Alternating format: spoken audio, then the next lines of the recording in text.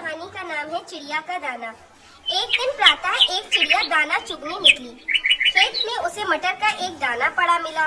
वह उसे उठा लाई और बहुत खुश हुई।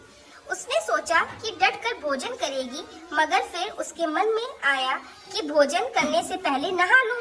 वह नहाने के लिए नदी की ओर उड़ चली, मगर समस्या यह थी कि मटर के दाने को कहाँ छुपाए।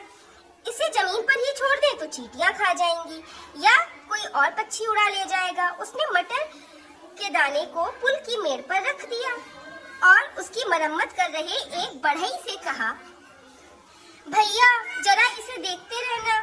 चिड़िया ने नदी से लौटकर बढ़ई से पूछा तो वह बोला, मैं तुम्हारा नौकर थोड़ी हूँ, मुझे तो सरकार से वेतन मिलता है। तुम्हारा मटर का दाना गिर गया होगा। चिड़िया बहुत निराश हुई। उसे लगा कि दूसरे पक्षी भी अपने घोंसलों से निकल चुके हैं और उन्होंने उस दाने को खा लिया होगा। ही रही थी कि एक सिपाही उधर से निकला। वह उसके पास गई और बोली, सिपाही जी, एक गरीब चिड़िया की मदद कीजिए। मेरा मटर का दाना कहीं गुम हो गया है। एक बढ़ई पुल की मरम्मत कर रहा था। मैंने उससे कहा दाने का ध्यान रखना, लेकिन उसने दाना चुरा लिया या कहीं गिर गया। सिपाही बोला, एक घमंडी चिड़िया, तेरी यह मजाल कि मुझे जाते हुए रोके। मेरा काम कानून और शांति बनाए रखना है, उसी की मुझे तनख्वाह मिलती है। तुम मरो या जियो, मुझे इससे क्या। चिड़िया को डांट पड़ी तो वह डर गई। तभी उधर से थानेदार निकला।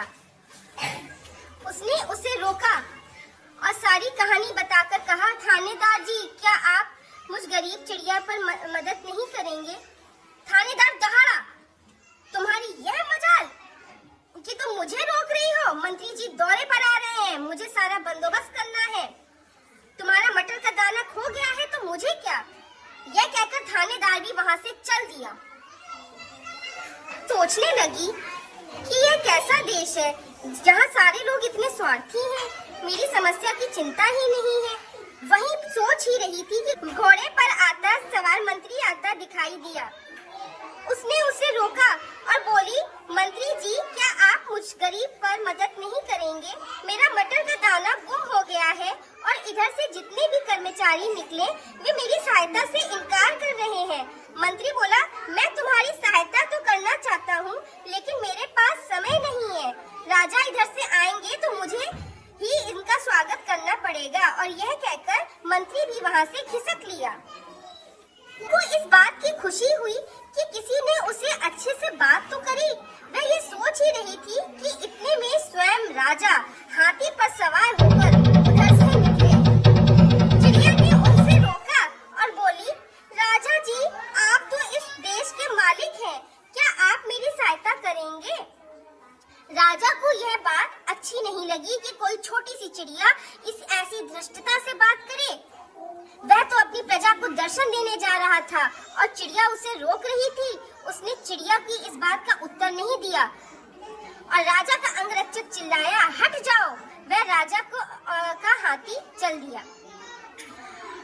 अब चिड़िया को विश्वास हो गया कि कुछ नहीं हो सकता। वह सोचने लगी हुई वह चिड़िया वहाँ निराश बैठी थी कि उसने अचानक देखा एक चींटी जा रही है।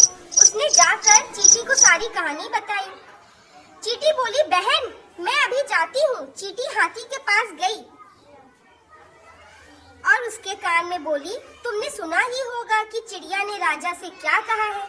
मैं चाहती हूँ कि तुम राजा को चिड़िया की सारी कहानी सुनते हुए चिड़िया की सहायता करने पर मजबूर करो, नहीं तो मैं तुम्हारी सूंड में काट लूंगी। हाथी ने यह धमकी सुनी तो राजा से बोला, आप चिड़िया की बात सुन लीजिए, नहीं तो वह मुझे काट लेगी और अगर उसने मुझे काटा तो मैं आपको गिरा दूंगा और आपकी हड्डी पसली टूट जाएगी।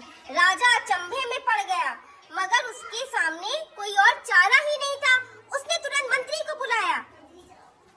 मंत्री ने थानेदार को बुलाया। थानेदार ने सिपाही को बुलाया और सिपाही ने बढ़ई को बुलाया और बढ़ई से कहा कि चिड़िया की मटर का दाना ढूंढ